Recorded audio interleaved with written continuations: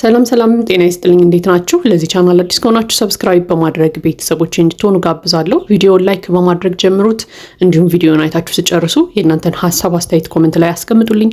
እንግዲህ ዛሬም እንደተለመደው በአዲስ ቪዲዮ መተናል። ዛሬ እንግዲህ የሩታ እህት መታ ነበረ። ያው እንግዲህ የመጣችው ደስታን ለማግኘት ነው ማለት ነው። ምክንያቱም ሰሞኑን ያው የተፈጠሩ ነገሮች እንዳሉ ሁላችንም እናውቃለን። ሩታ እንግዲህ ደስታን ከህይወቷ አስወጥተዋለች ማለት ነው። ለማንኛውም ግን ያው ደስታን ብቻ ሳይሆን ከህይወቷ ያስወጣችው ሜሪንም ዳኒንም ሁሉንም አንድ ላይ እንደሆነ አይተናል ማለት ነው። እንግዲህ ከዛ በኋላ ያው የሩታ እህት የመጣችበት ምክንያት አለ። ደስታ ሰሞኑን እጅግ በጣም ተከፍቶ አይቼዋለሁ። ስለዚህ እህቴ ስላስከፋችሁ እንግዲህ እስኪ ቀረብ ብዬ አንዳንድ ነገሮችን ላነጋግረው እያለችን ሰምተናታል ማለት ነው። እንግዲህ ደስታም ጋር ተገናኝተው ተነጋግረዋል ማለት ነው። እንግዲህ ያው ደስታም እጅግ በጣም እንደተከፋ እንዳዘነ ሩታ ባደረገችው ነገር እየተናገረ ሰምተናል ማለት ነው። እንግዲህ ሁሉ ጊዜ ደስታ እንደሚናገረው ሩታ እንግዲህ አስከፍታኛለች። ነገር ግን ያው በሩታ የከፋኝ እነ ዳኒ ፊት ጠርጣ ከምታዋርደኝ በግል ብትነግረኝ ይሻል ነበረ። እኔ ሩታን በጣም ነው የምወዳት፣ አሁን ራሱን አፍቃኛለች ምናምን እያለ እንግዲህ ለእህቷ ሲያወራት ነበር ማለት ነው። እንግዲህ እህቷም ደስታ እጅግ መልካም ሰው እንደሆነ በጣም በቃ ትልቅ ክብር እንዳላት ለደስታ ምናምን ስትናገር ነበር ማለት ነው። እና ሩታ ጋር እንግዲህ ይሄ ነገር በመፈጠሩ እጅግ በጣም እንዳዘነችም እንግዲህ ስትነግረን ሰምተናል ማለት ነው። ለማንኛውም ግን ትንሽ ቤተሰብም ነገሩን ቢያረጋጋው መልካም ነው የሚል ሀሳብ አለኝ። ምክንያቱም በቃ ወንድ ልጅ ነው ለምኖ መሄድ ያለበት ሴት ጋር። በቃ ሴት ልጅ የሚጠይቀው የሚለምነው ወንድ ልጅ ነው እንጂ በዚህ ልክ ከሩታ አልፋችሁ ቤተሰቦቿ የሩታ ቤተሰቦች መታችሁ ደስታ ጋር እንደዚህ አይነት ንግግር ራሱ ማድረግ አለባችሁ ብዬ አላምንም። እንዴ አንዳንዴ ባህል የሚባል ነገር እኮ አለ አይደል እንዴ? ሴት ልጅ ተለምና ተጠይቃ ያገባል እንጂ የሴት ቤተሰብ ሂዶ ወንዱን ተረጋግታ ጠብቃት፣ ትንሽ ጊዜ ስጣት ምናምን እያለ እህቱን እንግዲህ ለሌላ ሰው አሳልፈው ለመስጠት ይቸኩላል ብዬ አላምንም። ስለዚህ ባህላችንም ነው አንዳንድ ጊዜ እውነት ለመናገር በቃ ይሄ ኋላ ቀረ ምናምን እየተባለ እየተሸረሸረ የመጣ ነገር አለ። ነገር ግን በቃ ደስታ ወንድ ነው አይደል? አለቀ። ሩታ በምትፈልግ ጊዜ ራሷ ተስማምታ እኮ ትነግረዋለች አይደል? በቃ በዚህ ጊዜ ሁሉንም ነገር አድርግ፣ ወይ ሽማግሌ መላክህን ቀጥል፣ አሊያም ደግሞ በቃ ግንኙነታችን ከዚህ በኋላ ይቀጥላል ምናምን ብላ ራሷ ልታመቻች ትችላለች፣ ሁሉንም ነገር ቀስ ብላ። ነገር ግን ከሩታ አልፋችሁ የሩታ ቤተሰቦች ደስታን ሩታ ጋር ለማጋባት እንደዚህ ማድረግ አለባችሁ ብዬ አላምንም። እንዴ ክብር የሚባል ነገር አለ እኮ፣ የሴት ልጅ ክብር የሚባል ነገር አለ።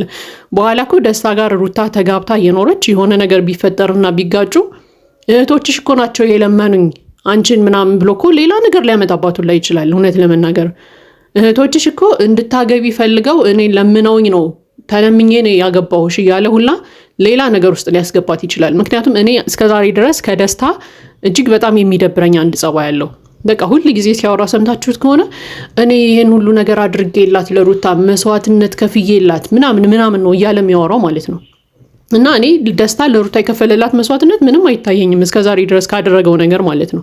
በቃ እኔ ለሩታ ልዩ ሰው እንደሆንኩ ነው ማስበው፣ እኔ እጅግ የተለየው ሰው ነኝ ምናምን እያለ ራሱን እየካበ ነው የሚያወራው ማለት ነው። ስለዚህ እንደዚህ ራሱን ቆልሎ የሚያወራን ሰው ጭራሽ የሷ ቤተሰቦች መታችሁ አናግራችሁት ለምናችሁት ምናምን ይችን ሴት አገባት ማለት ቤተሰቦችሽ ናቸው ለምነው ይዳሩኝ እያለ እንግዲህ መቀመጫ ነው የሚያሳጣት ወደፊት ማለት ነው። ስለዚህ እህቶቿ የፈለገ ይዘን እሱ ደስታ የፈለገ ይዘን የፈለገ ይከፋ ሩታ ጋር ያለውን ነገር መጨረስ ካለበት ሩታ ጋር ነው መጨረስ ያለበት። አለቀ እንዴ!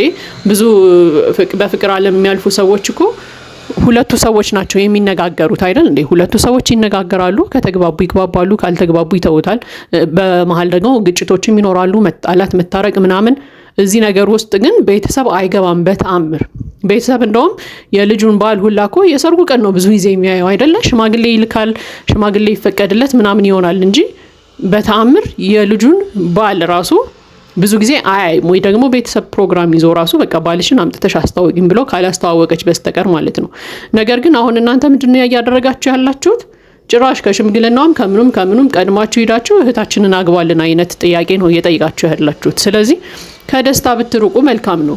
በቃ ለምኑ ያግኛት እስኪ ይችል ልጅ። አንዳንድ ጊዜ እኮ በቀላሉ ማግኘታቸው መናናቅን ያመጣል ብዬ አምናለሁ። ጭራሽ ደግሞ ቤተሰብ ለምኖት ካገባ አለቀ በቃ። ቤተሰቦችሽ ራሱ ለምነውኝ ነው ያገባውሽ ነው የሚላት ይችል ልጅ። ይች ሴት እኮ ልጅ ያላት ሴት ነች።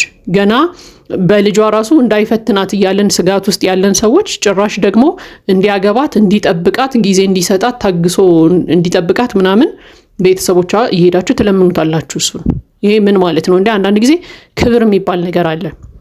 ሩታን በዛ በኩል እንወቅሳለና አብርሃም ጋር እየሄደች 10 ጊዜ ለምንድነው ክብሯን የምታጣው? ለምንድነው ኮስተር ማትለው? ለምንድነው አብርሃም ጋር 10 ጊዜ የምትሄደው ምናምን እያልን ጭራሽ እናንተ ደግሞ ደስታ ጋር በጎን በኩል ትሄዳላችሁ ማለት ነው። ስለዚህ ሩታ ደስታን ታስቀይመው፣ ታስከፋው፣ ትጣላው ምናምን በቃ አለቀ። ለምኖ ያግኛት እስኪ ለምኖ እግሯ ስር ወድቆ ያግኛት። እንኳን ለምኗት ተጣጥሮ ምናምን አግኝቷት ይቅርና አሁን ላይ እኮ ገና ለገና ሩታ የራሱ መሆኗን 100% እንኳን እርግጠኛ ሳይሆን እኔ መስዋዕትነትን ከፍዬላት ይሄን ሁሉ ነገር አድርጌላት እኔ ልዩ ሰው ነኝ ምናምን እያለ ራሱን የሚክብ የሚቆልል አይነት ሰው ነው። ስለዚህ ለእህታችሁ የወደፊት ህይወት ብትጠነቀቁ መልካም ነው የሚል ሐሳብ አለኝ። እንዴ ደስታ እንቁላል እኮ አይደለም፣ አይፈርጥም። በቃ ቢከፋም ቢያዝንም ከሩታ ጋር ቢጣላም አለቀ፣ መታገስ አለበት። በቃ ሩታን የራሱ ለማድረግ እስከፈለገ ድረስ መታገስ አለበት። በቃ ከዛ በኋላ ሰልችቶት ከሄደ ይሄድ በራሱ ጊዜ።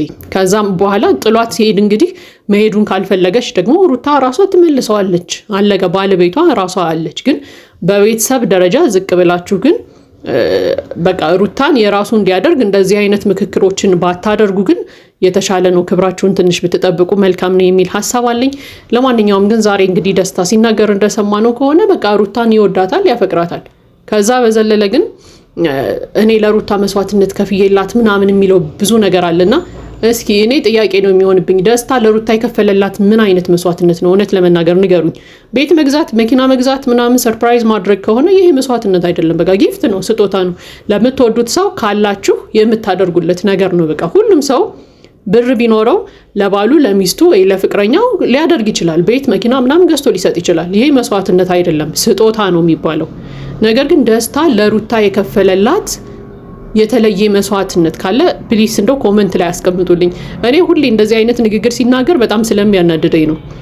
እንዴ ገና ሳያገባት በስርዓት እንኳን የራሱ ሁና መንከባከብ ለሷ የሆነ ነገር ማድረግ ሳይጀምር እንኳን መስዋዕትነት እያለ የሚያወራው ነገር አይገባኝም እኔ ሁሉ ጊዜ ማለት ነው። ስለዚህ ከፍ ያለ ትልቅ መስዋዕትነት ቢከፍልላት ደግሞ አለቀ፣ ውለታውን እየቆጠረች እንድትኖር የሚያደርጋት ነው የሚመስለኝ ማለት ነው። ስለዚህ እስኪ የእናንተን ሀሳብ አስተያየት ኮሜንት ላይ አስቀምጡልኝ። ደስታ ለሩታ የከፈለላት መስዋዕትነት ምንድን ነው? እኔ ስላልገባኝ ነው። ደስታ ብቻ አይደለም፣ በደስታ ዙሪያ ያሉ ሰዎች በሙሉ እነ ፈረንጁን ጨምሮ ብዙ ጊዜ ሲያወሩ ሰምታችሁ ከሆነ ደስታ ብዙ መስዋዕትነት ከፍሎላታል ለሩታ እያሉ ያወራሉ። እውነት ለመናገር በእነዚህ ሰዎች ህይወት ውስጥ ማለት በእነ አብርሃም፣ በእነ ሩታ፣ በእነ ደስታ ምናምን ህይወት ውስጥ እንደ ሩታ የተፈተነና መስዋዕትነትን የከፈለ ሰው የለም። ለአብርሃም ብዙ መስዋዕትነትን ከፍላለች፣ በብዙ ተፈትናለች ሩታ ማለት ነው። ልጇን አርግዛ ብቻዋን እስከ ማልቀስ ድረስ። ከዛም በኋላ አብርሃም ሴት ጋር ትቷት ሲሄድ ልጇን ብቻዋን ማሳደግ ሲፈረድባት ምናምን ብዙ ነገር መስዋዕትነትን ከፍላለች። አሁን ላይ ደስታ መጥቶ ለሩታ የከፈለው መስዋዕትነት ምንድን ነው? አይገባኝም። እኔ ምንም ያወቅኩት ነገር የለም እስካሁን ድረስ እውነት ለመናገር ማለት ነው። ስለዚህ በዙሪያው ያሉ ሰዎች በሙሉ ያጀግኑታል። በቃ አንተ ለሩታ ብዙ ነገር አድርገሃል፣ ብዙ መስዋዕትነት ከፍለሃል ምናምን ስለሚሉት በቃ ራሱን ላይ ነው የሰቀለው። ከዛ ሩታን ደግሞ በቀላሉ እንደሚያገኛት አይነት ነገር ነው መሰል የሚያስበው፣ አላውቅም። ቤተሰቦቿ ደግሞ ከደስታ ጋር ተደርበው ለሩታ ልዩ ሰው እንደሆነ ምናምን ነው እያሳሰቡት ያሉት ለደስታ ራሱ ማለት ነው። ስለዚህ ደስታ ለሩታ ከፍ ያለ ቦታ እንዳለው፣ ለሩታ ልዩ ሰው እንደሆነ ቤተሰቦቿ ሲያሳስቡት፣ ደስታ ምንድነው እያደረገ ያለው? ሩታን ዝቅ እያደረገ ነው ማየት የሚጀምረው። ምክንያቱም ቤተሰቦቿ ከሩታ በላይ ይካውት ነው፣ እሱ ከሩታ በላይ ከፍ እያደረጉት ስለሆነ ሩታን ዝቅ እያደረገ እያሰበ ነው የሚመጣው ይሄ ሰው። ስለዚህ በዚህ ልክ የሩታ ቤተሰቦች ከደስታ ጋር ምንም አይነት ግንኙነት ወሬ ምናምን ባይኖራችሁ አሪፍ ነው የሚል ሐሳብ አለኝ።